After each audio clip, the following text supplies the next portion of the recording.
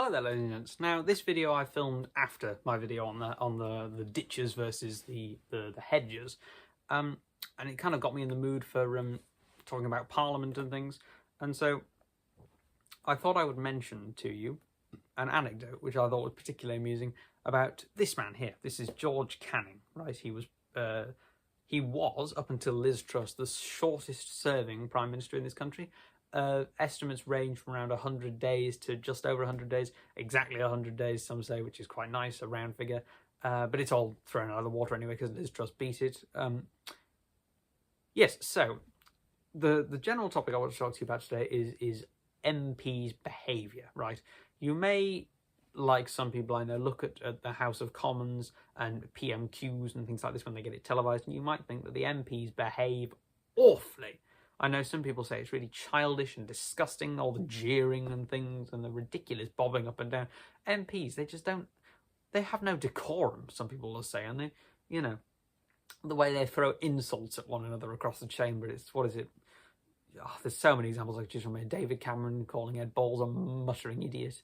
You've got Dodgy Dave from Dennis Skinner, you know, yeah, so there's name calling and the jeering and things, and people seem to think that this is really, really terrible. But I want to talk to you about George Canning and his famous political rival, Viscount Castlereagh, who was Foreign Secretary. Now, there was the two were famously at each other's throats all the time, and when Canning was Foreign Secretary, this came to a head, and I forget who it was. Canning challenged Castlereagh to a duel, right? I'm reading, by the way, here from the book called The Prime Ministers by Ian Dale. It's a set of 55 biographies, very, very short biographies. It's nice bedside reading, really, if you just suddenly wake up at night and think, the Duke of Wellington, what did he do when he was Prime Minister? You could just sort of flip through to his biography. It's only about 10 pages, for example, and you can just read through it. It's very, very nice. I thoroughly enjoy the book, would recommend it. Now I'm going to read from you here a passage from Canning's section in the book, talking about this duel that was proposed by Canning to Castlereagh. Now, Canning accepted, of course. It says, with characteristic impetuousness. The rivals met at 6 a.m. on the 21st of September 1809 on Putney Heath. Canning had never fired a pistol before, but refused to back down. The first shots both missed, but on the second attempt, Castlereagh, an expert marksman, hit Canning in the fleshy part of his left thigh, passing straight through his leg. So, I ask you now, does the behaviour of MPs in the modern day seem really quite so bad compared with the days when they actually used to shoot at each other? I read this and I was a bit dumbstruck. And what's even more dumb-striking, I suppose would be the past tense, is that he made a full recovery. Canning recovered and carried on being a minister and went on to be Prime Minister, albeit for a short period, cut short by his untimely death on this day. It is the 8th of August, 1827, I believe, so it's close on for 200 years since he died. What is it, 27, that'll be 198 years since Canning's death.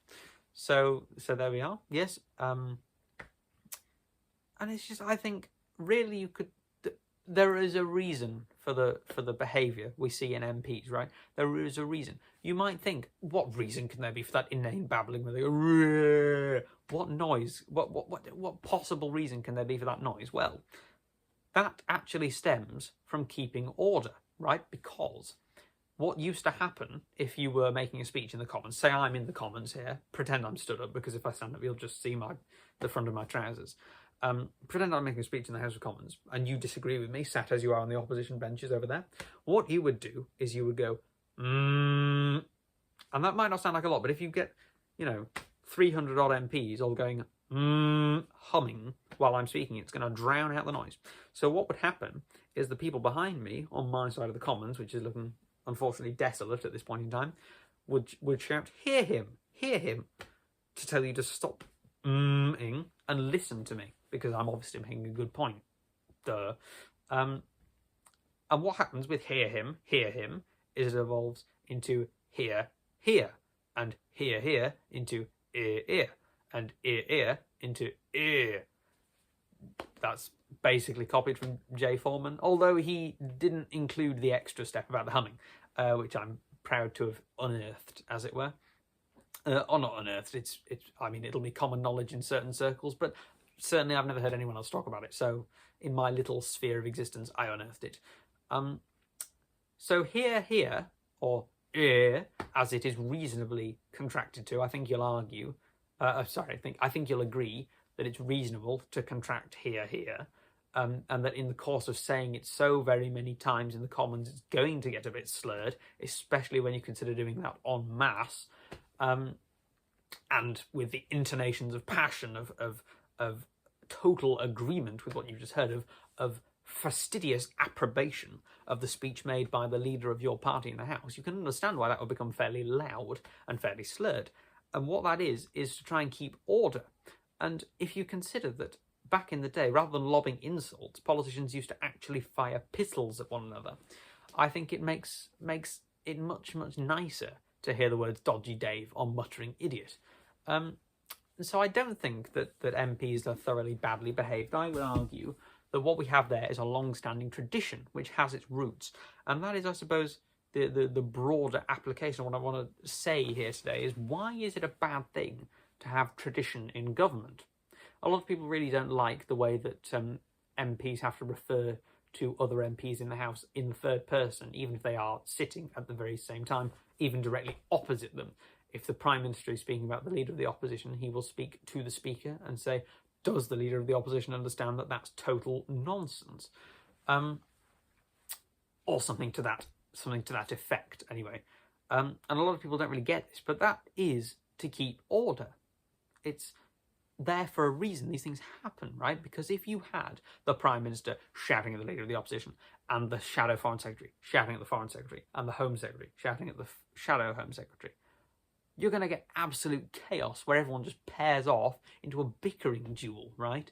So when you have an ordered chamber where everyone addresses the Speaker listens, and everyone else listens. It goes on Hansard, named for a bloke, actually. I'll put his photograph on screen if I can find it. It all makes sense, right? These things exist for a reason. And I don't understand why people are so against tradition in government. They seem to think that it's archaic. Okay, yes, it is archaic. It's a very, very old thing. Why is that a bad thing? Why is old necessarily attributed to bad? And I think the reason is because of the faulty assumption people have of saying that progress is equivalent to change. Novelty, this obsession with novelty. And I really don't think that's the tree we ought to be barking up. I think progression need not always directly be equal to change for the new in favour of the new against the old. Sorry, I got a bit tied up there. And I think that in many ways, do you really want to reduce government to just a nothingness? Do you want a Commons chamber where everyone just shouts at each other? Because what you are eventually going to get if you strip away all the parliamentary tradition and the parliamentary procedure is you are going to end up with what the Welsh Parliament looks like. And that is, it looks like a bus stop. Honestly, it's appalling. You're going to end up with just some glass cube of a building, and it's going to be inhuman, frankly, is what it's going to be. And so I wholeheartedly agree with parliamentary tradition. I think it's a jolly good thing. And of course, that doesn't mean it's always right. I'm not saying all parliamentary tradition is right. It was the parliamentary tradition for a long time to not let women vote, and that was obviously a bad idea. But what I'm saying is we need not be, just as we need not necessarily be bound by our traditions, we need not necessarily reject them all clumped into one. What I think we should do is be discerning with our traditions. We should look back on the past not as a captor and not as a foe, but as a teacher, as an example. And that is the essence of this video. It is parliamentary tradition is a good thing a lot of the time, and that it need not necessarily be floxy notch in a hillipilificated. Hey, second time I use that word on the channel. Brilliant. Anyway, thank you very much for listening. Good night.